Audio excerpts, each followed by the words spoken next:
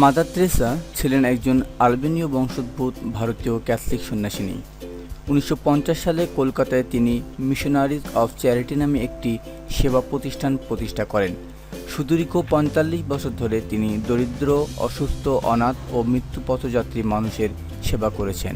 সেই সঙ্গে missionaries of চ্যারিটির বিকাশ ও উন্নয়নে অক্লান্ত পরিশ্রম করেছেন। প্রথমে ভারতে ও পরে সমগ্র বিশ্বে তার এই মিশনারি কার্যক্রম ছড়িয়ে পড়ে। তার মৃত্যুর পর পোপ দ্বিতীয় জন পল তাকে স্বর্গীয় আখ্যা দেন এবং তিনি কলকাতার স্বর্গীয় অথবা পবিত্র তেরেজা নামেও পরিচিত হন। 1970-এর দশকের মধ্যেই সমাজসেবী এবং অনাথ বন্ধু হিসেবে তার খ্যাতি সারা বিশ্বে ছড়িয়ে পড়ে। ম্যালকম ম্যাগাজিনের বই ও প্রামাণ্য তথ্যচিত্র সামথিং বিউটিফুল ফর গড তার সেবাকার্যের প্রচারের ক্ষেত্রে একটি গুরুত্বপূর্ণ ভূমিকা গ্রহণ করেছিল।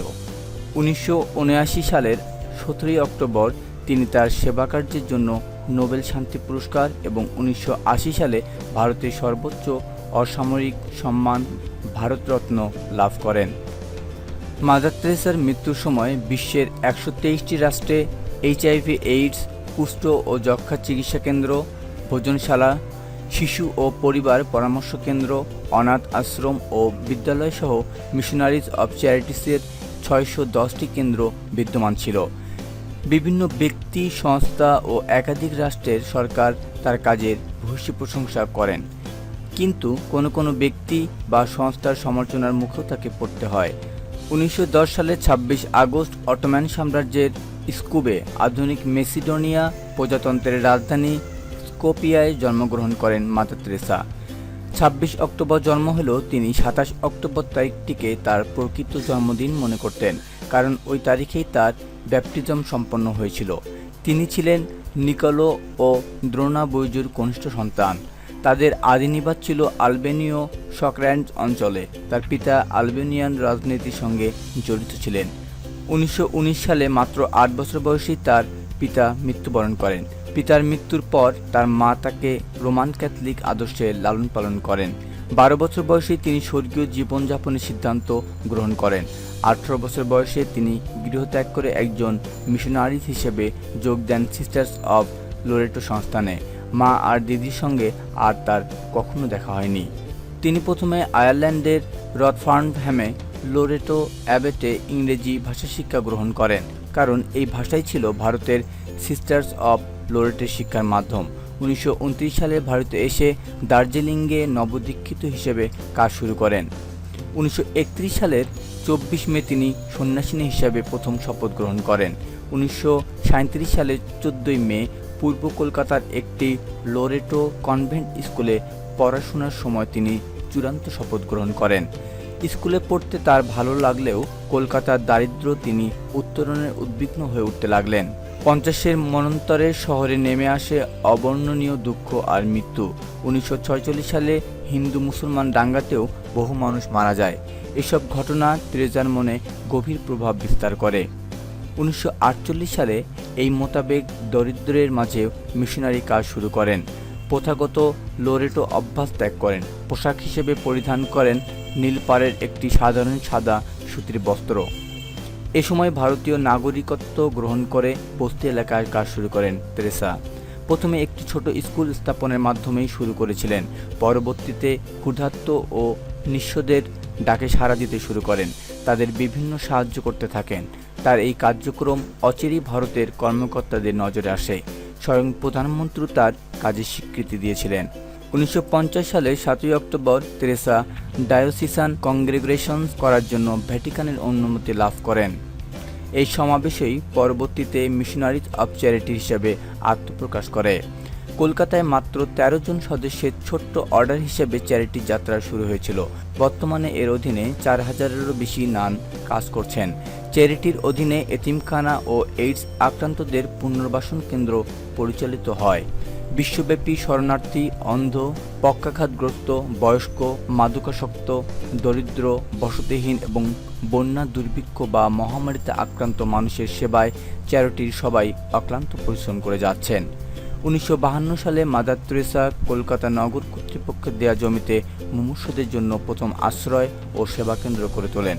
ভারতীয় কর্মকর্তাদের সহায়তায় একটি পরিত্যক্ত হিন্দু মন্দিরকে কালীঘাট 4 অব দ্য ড্রয়িং এ রূপান্তরিত করেন। এটি ছিল দরিদ্রদের জন্য নির্মিত দাতব্য চিকিৎসা কেন্দ্র। পরবর্তীতে এই কেন্দ্রের নাম পরিবর্তন করে রাখেন নির্মল হৃদয়। মিশনারি শিশুদের লালন পালন করত। একসময় শিশুর সংখ্যা অনেক বেড়ে যাওয়ায় তেরেসা তাদের জন্য একটি আলাদা হোম তৈরির প্রয়োজনীয়তা অনুভব করেন। এই অনুভূতি থেকেই 1955 সালে নির্মল শিশু ভবন স্থাপন করা হয়। এই ভবন ছিল এতিম ও বসতিহীন শিশুদের জন্য এক ধরনের স্বর্গ।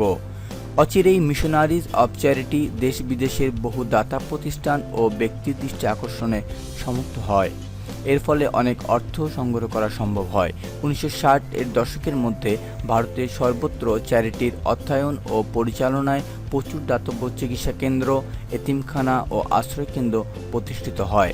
ভারতের বাইরে এর প্রথম কেন্দ্র প্রতিষ্ঠিত হয় 1965 সালে ভেনেজুয়েলায়। মাত্র 5 জন সিস্টারকে নিয়েই সেই কেন্দ্রটি প্রতিষ্ঠিত হয়েছিল। এরপর ক্রমান্বয়ে বিভিন্ন দেশে ছড়িয়ে পড়ে।